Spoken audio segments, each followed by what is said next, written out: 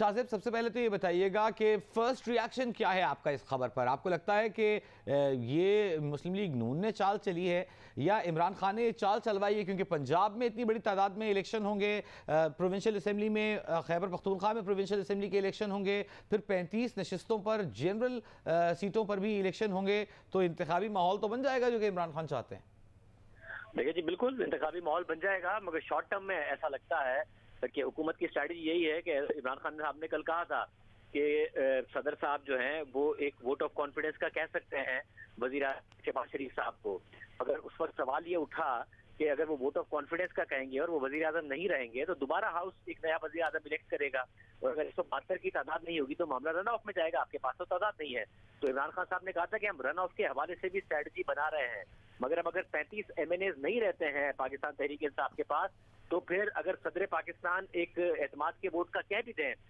वजीर आजम शहबाज शरीफ को और वो अपने 172 अराकीन ना भी दिखा पाए, तो जो रन ऑफ का मामला है उसमें पाकिस्तान तहरीक इंसाफ नहीं यकीनी बना पाएगी कि वो शहबाज शरीफ साहब की जगह अपना वजीर आजम मुंतखब करा सकें और उसके बाद इलेक्शन की तरफ जा सकें असेंबलियां तहलील करके, जैसा कि उन्होंने पंजाब के लिए किया है। तो बादियों नजर में तो अभी यही बात नजर आ रही है, क्योंकि अचानक ये खबर आई है और एक ऐसे वक्त में आई है जब तहरीक इंसाफ ने आज एक ऐलान ये किया कि खैबर पख्तूनख्वा की असेंबली हम आज तहलील करने जा रहे हैं, मगर दूसरी तरफ ऐलान ये किया और इंदिया दिया कि 3 ओहदे चाहिए, जिसमें पब्लिक अकाउंट्स कमेटी की सरबराही भी शामिल है, लीडर ऑफ दी ऑपोजिशन भी शामिल है, क्योंकि वो नहीं चाहते कि राजा रियाज और शहबाज शरीफ मिलकर अगला केयर टेकर सेटअप लेकर आए। तो एक यू टर्न नजर आ रहा था पाकिस्तान तहरीक इंसाफ की तरफ से। कल का इमरान खान साहब का बयान, फिर आज फवाद चौधरी साहब की प्रेस कॉन्फ्रेंस, जिसमें नजर आता था कि किसी भी तरीके से इलेक्शन के मामलात का को बुनियाद बनाकर वापसी का रास्ता ढूंढ रही है पाकिस्तान तहरीक इंसाफ। मगर अब ये फैसला कर दिया है, मगर ये फैसला क्या शॉर्ट टर्म के अलावा कोई लॉन्ग टर्म में भी या मीडियम टर्म में भी हुकूमत को फायदा देगा, ये देखना होगा। क्योंकि पिछली दफा जब हुकूमत ने ऐलान कर दिया था 11 इस्तीफों का, तो 9 हमने देखा कि उसके बाद इमरान खान साहब खुद खड़े हो गए थे, एक पूरी कैंपेन बनाने का उनको मौका मिला था, मगर वो भी एक शॉर्ट टर्म फायदा ही था उनके लिए, जाहिर है, क्योंकि जो 9 के 9 अराकीन थे वो नेशनल असेंबली में तो आ नहीं सकते। कराची से हम देखें तो फहीम खान जो कि कोरंगी से NA 241 से थे, NA 242 से सैफुर रहमान, आलमगीर खान जो कि NA 243 से थे, NA 244 से अली हैदर जैदी, NA 247 से आफ्ताब सिद्दीकी, NA 250 से अताउल्ला, NA 252 से आफ्ताब जहांगीर, NA 254 से असलम खान, NA 256 कराची से नजीब हारून, ये मेंबर्स हैं जो कि कराची से डी नोटिफाई किए गए हैं। तो क्या MQM के लिए एक एवेन्यू क्रिएट किया गया है, साथ साथ एक विन विन सिचुएशन क्रिएट की गई है? देखिए, पिंडी से भी हमें नजर आता है कि 5 इस्तीफे कबूल किए गए हैं और कराची और पिंडी के बाद जाहिर है कराची में सबसे ज्यादा इस्तीफे कबूल किए गए हैं। अब मंतक क्या है, क्योंकि जो आमिर लियाकत हुसैन साहब की सीट पर इलेक्शन हुआ था उसमें तो ना तहरीक इंसाफ ने कैंपेन की थी, ना कोई ऐसी बात थी। उसके बावजूद हमें नजर आया था कि पाकिस्तान तहरीक इंसाफ जीत गई थी। MQM, पाकिस्तान पाकिस्तान जमीन पार्टी, फिर फारूक सत्तार साहब अलग खड़े हुए थे, फिर हमें हकीकी अलग खड़ी हुई थी। इन सब के वोट मिला के कोई 19,000 बनते थे और 29,000 वोट मिल गए थे पाकिस्तान तहरीक इंसाफ को। तो हालिया तारीख में तो कोई ऐसी बात नजर नहीं आती है कि MQM कोई बाई इलेक्शन में करीब भी आ पाई हो पाकिस्तान तहरीक इंसाफ की, MQM के धड़े सारे वोट मिला के भी करीब आ पाए हों। जो फैसल वाउडा साहब ने सीट छोड़ी थी उसमें भी हमें नजर आया कि पाकिस्तान पीपल्स पार्टी जीत गई थी और नून लीग दूसरे नंबर पर आई थी जो मिस्टर इस्माइल साहब थे, तो वहां पर भी MQM कहीं आसपास नजर नहीं आई थी। तो कोई हालिया तारीख में ऐसा बाई इलेक्शन तो कराची का है नहीं कि जिसमें MQM ने पाकिस्तान तहरीक इंसाफ को टफ टाइम दिया हो या फिर कोई बहुत ही सरप्राइजिंग रिजल्ट दे दिया हो। तो MQM इन 5 सीटों पर अगर लड़ेगी और तहरीक इंसाफ भी लड़ रही होगी तो MQM को क्या फायदा हो जाएगा। हालांकि MQM तो अभी हमें नजर आ रहा था कि जो बल्दियाती इंतखाबात हुए हैं उसमें भी लड़ने को तैयार नहीं थी। अगर एक वजह उनकी ये थी कि उनकी मर्जी की डिलिमिटेशन नहीं हुई, तो दूसरी वजह ये भी थी कि MQM को नजर आ रहा था कि वो इलेक्शन जीत नहीं सकते हैं। तो MQM के लिए क्या इसमें हो सकता है वो बात नहीं समझ में आती है हालिया। ठीक है, एक और सवाल हम आपसे ये करना चाहेंगे कि ये 35 इस्तीफे मंजूर करने के बावजूद खासी बड़ी तादाद है पाकिस्तान तहरीक इंसाफ की कौमी असेंबली में, और अगर वो इसी सूरत हाल पर भी वापस आते हैं तो भी उनका हक बनेगा कि जो अपोजिशन लीडर है वो पाकिस्तान तहरीक इंसाफ का हो, जो कि इमरान खान जिसे हेड कर रहे हैं उस पाकिस्तान तहरीक इंसाफ का हो, और पब्लिक अकाउंट्स कमेटी के चेयरमैनशिप का मुतालिबा भी उनका हक बजानी भी रहेगा, नहीं? देखिए, जाहिर है अभी तो इस वक्त भी पाकिस्तान तहरीक इंसाफ ही इस वक्त दूसरी बड़ी पार्टी होगी कौमी असेंबली में। तो ये नहीं हो सकता है कि अगर वो आना चाहें और वापस आके लीडर ऑफ द ऑपोजिशन अपना बनवाना चाहें तो उनका नहीं बनेगा। मगर सवाल यह है कि इमरान खान साहब ने जो तकरीर की थी अपनी, उसमें कहा था कि मैं इस करप्ट निजाम का हिस्सा नहीं रहना चाहता, इसलिए मैं कौमी असेंबली से तो इस्तीफे दे चुका हूं, मगर मैं अपनी पंजाब असेंबली और खैबर पख्तूनख्वा असेंबलियां भी तहलील करने जा रहा हूं। अब मसला यह है कि पंजाब और खैबर पख्तूनख्वा में आपकी अपनी हुकूमत थी और आपने कहा कि मैं इस वफाकी हुकूमत को गिराने के लिए इस करप्ट निजाम का हिस्सा नहीं रहूंगा। तो आपने अपनी 2 असेंबलियां तो तहलील कर दी, मगर जिसके खिलाफ तहलील की थी उस असेंबली में आप वापस जाने की बात कर रहे हैं और आज 3 ओहदों की डिमांड कर रहे हैं और आज 35 आपके इस्तीफे और कबूल कर लिए गए हैं। तो खान साहब का जो यू टर्न है, आमतौर पर उसकी कोई ना कोई मंतक होती है कि जी उसका फायदा है इसलिए उन्होंने अपने फायदे के लिए यू टर्न ले लिया है, मगर समझ में नहीं आ रहा है कि आपने वफाकी हुकूमत गिराने के लिए और कौमी असेंबली तहलील कराने के लिए अपनी 2 असेंबलियां तहलील करने का ऐलान किया था और वो 2 असेंबलियां आप तहलील कर एक कर दी है, एक को आज रात करने जा रहे हैं और जिसको तहलील कराने के लिए तहलील की थी उसमें वापस जाने की बात कर रहे हैं। तो ये कोई मंतक समझ में नहीं आ रही। ठीक है, इस सारी सूरत हाल को देखते हुए आप लगता है कि नून लीग की ये स्ट्रेटजी कामयाब रहेगी कि फिलहाल अगर वोट ऑफ कॉन्फिडेंस का कहते हैं सदर मुमलिकत शहबाज शरीफ को, तो उस पे उन्हें कोई इमीडिएट खतरा अगर था तो वो टल गया है? देखिए, शॉर्ट टर्म में यही एक फायदा है जो हमें नजर आ रहा है वजी, वरना कोई नून लीग की और पीडीएम की जो पॉलिटिक्स रही है वो कोई बहुत ज्यादा स्मार्ट पॉलिटिक्स रही नहीं है। ना उनकी पॉलिटिकल मैनेजमेंट कोई बहुत ज्यादा अच्छी नजर आई है हमें पिछले चंद माह में, ना ही इकोनॉमिक मैनेजमेंट अच्छी नजर आई है कि जिसकी वजह से आप कहा जा सके कि जी बड़ी दूरअंदेशी का मुजाहरा किया है। हमें नजर आया है कि पंजाब में जो वोट ऑफ कॉन्फिडेंस था, इन्होंने फैसला किया कि पहले वोट ऑफ नो कॉन्फिडेंस लाएंगे, फिर फैसला किया वोट ऑफ कॉन्फिडेंस लाएंगे, फिर ऐलान कर दिया अपना चीफ मिनिस्टर बनाएंगे, घर भेज देंगे परवेज इलाही को। बाद में पता चला कि परवेज इलाही वोट ऑफ कॉन्फिडेंस ले गए, उन्होंने पूरी असेंबली घर भेज दी है। तो नजर आता है कि कोई स्ट्रेटजी और हिकमत अमली और कोई दूरअंदेशी नून लीग के अंदर भी है नहीं, ना ही वो पीडीएम की जमातों में हमें नजर आती है। अभी तक भी अगर पिछले 8 माह की हुकूमत में किसी ने गेन किया है तो वो शायद पाकिस्तान पीपल्स पार्टी तो है, जिन्होंने बलूचिस्तान में भी अपने आप को मजबूत किया है, साउथ पंजाब में अपने आप को मजबूत करने की कोशिश कर रहे हैं, बल्दियाती इंतखाबात में हैदराबाद जीता है, कराची में मेजोरिटी पार्टी के तौर पर सामने आई है। नून लीग तो एक पूरे 8 महीने के प्रोसेस में, सिवाय इसके कि वो वफाक में उनका वजीर आजम है,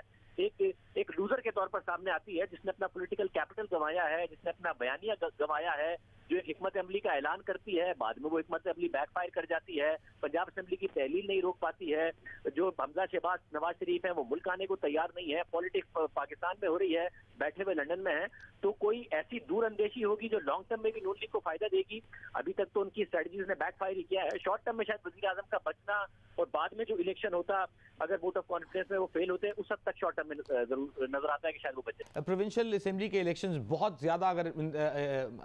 रमज़ान के बाद तक टाल दिया जाए प्रोविंशियल असेंबली के इलेक्शंस को, उसी दौरान 35 हलकों में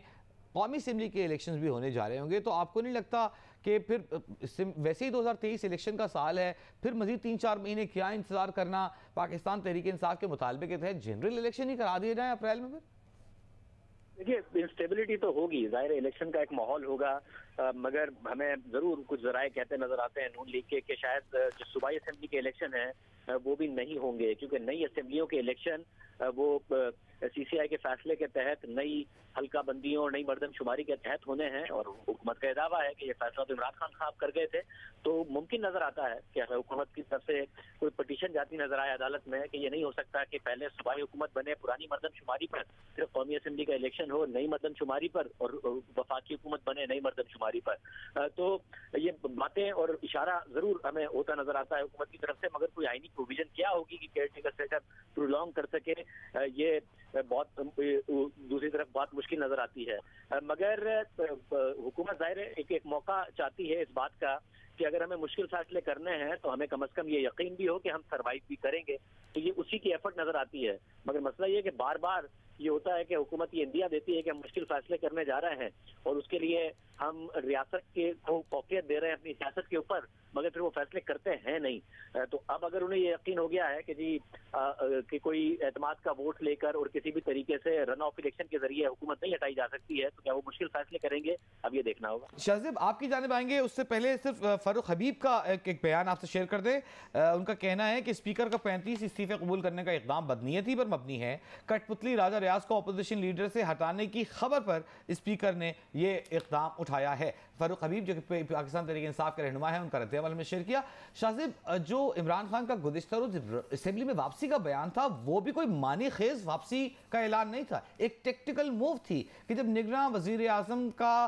तयन किया जाए उस वक्त उसमें इमरान खान की से शामिल हो, साथ साथ जो फैसले अगर वोट ऑफ कॉन्फिडेंस के लिए उन्हें वापसी होनी हो तो उनका बंदा जो है वो तय करे कि पार्लिमानी पार्टी के इजलास में कि किसको वोट देना है, राजा रियाज ना तय कर दें। तो वो एक टेक्टिकल मूव तो थी, को बामानी वापसी तो नहीं थी कि मिलकर अगले इलेक्शन के लिए कानून साजी करेगी पीटीआई हुकूमत के साथ। देखिए, राजा रियाज साहब तो अभी भी ही रहेंगे। अगर 35 एमएनएस के इस्तीफे मंजूर हो गए हैं, उसके बावजूद भी कोई 120 एमएनएस बाकी हैं पाकिस्तान तहरीक इंसाफ के कौमी असेंबली में। अगर वो वापस आने का फैसला करते हैं तो लीडर ऑफ द अपोजिशन अभी भी उसका बन जाएगा, राजा रियाज साहब नहीं रहेंगे, और जो निगरान सेटअप है वो अभी भी उनकी मर्जी से आएगा। तो ये बात तो नहीं समझ में आ रही है कि इसलिए ये फैसला किया गया हो। यही नजर आता है कि फिलहाल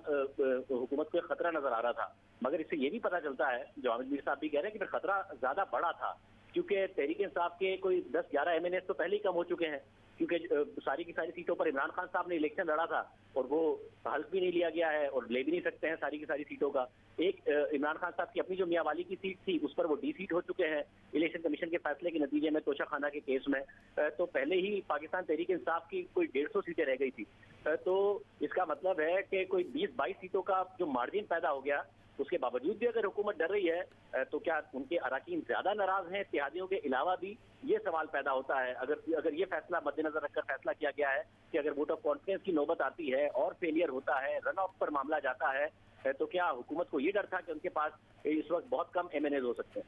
अच्छा, लेकिन जितनी फ्रिजाइल दिखाई दे रही है पीडीएम की हुकूमत और ये पाकिस्तान पीपल्स पार्टी की ये जो इत्तेहादी हुकूमत है, जब से आए हैं, हामिद मीर साहब ने कहा कि 3 महीने की लाइफ लाइन जरूर हासिल कर ली, इससे को बड़ा एडवांटेज हासिल नहीं कर सके इस 35 इस्तीफों की मंजूरी से। तो जितनी फ्रिजाइल रही है, तो क्या इन्हें वैसी सपोर्ट हासिल नहीं रही जिसका इल्ज़ाम इमरान खान लगाते रहे हैं, या जो पिछली हुकूमतों को हासिल रही है? देखिए, अभी तो एक लंबा प्रोसेस है। अब तहरीक इंसाफ की स्ट्रेटजी अनाउंस करनी है कि वो आइंदा जब बाई इलेक्शन होंगे इन सीटों पर तो किस तरह लड़ेंगे। क्या इमरान खान साहब 35 की 35 सीटों पर खुद ही इलेक्शन लड़ रहे होंगे? अगर खुद ही लड़ेंगे तो फिर 35 के 35 एमएनएस तो नहीं आ रहे होंगे वापस, तो हुकूमत के लिए खतरा तो नहीं बन रहे होंगे। अगर इमरान खान साहब ये फैसला करते हैं कि यही 35 एमएनएस जिनको डिफीट किया गया है, वो इस्तीफे कबूल किए गए हैं, तो वही दोबारा लड़ेंगे, तो एक अलग माहौल पैदा होगा और वो 3 महीने बाद की सिचुएशन होगी। कितनी सीटें पाकिस्तान तहरीक इंसाफ निकाल पाएगी पूरे मुल्क में से, उसके ऊपर सवाल उठेगा। पूरी कैंपेन का मोड होगा। तो ये खतरा 3 महीने के लिए टला है या परमानेंटली टला है, इस पर जरूर सवालात पैदा हो गए हैं, क्योंकि अभी तो तहरीक इंसाफ ने अपनी हिकमत अमली बतानी है कि वो तो क्या करेंगे इन 35 सीटों पर। शाहज़ेब, ये बताइएगा, अभी मीर साहब भी बात कर रहे थे कि पीडीएम कहती थी नेशनल असेंबली में वापस आएं, अपना किरदार अदा करें, उन्होंने वापस आने का एक हिंट दिया, तो ये आज खबर सामने आ गई। पंजाब असेंबली को डिसॉल्व होने की बात करते थे, कहते थे करें डिसॉल्व करें, लेकिन जब उन्होंने ऐसा इकदाम उठा लिया तो उसको रोकने की कोशिश की गई। ये ऑप्टिक्स पीडीएम के बारे में क्या बता रहे हैं, पीडीएम हुकूमत के बारे में? हर तरफ यूटर्न की सियासत हो रही है। एक तरफ इमरान खान साहब ने यूटर्न लिया कौमी असेंबली के ऊपर, और दूसरी तरफ हमें नजर आया कि फौरन पीडीएम ने यूटर्न ले लिया, जो उनकी कहती नजर आती थी कि आप असेंबली में वापस आएं, और 35 एमएनएस के इस्तीफे कबूल कर लिए हैं जैसे ही इस वापस आने का इंडिया दिया गया।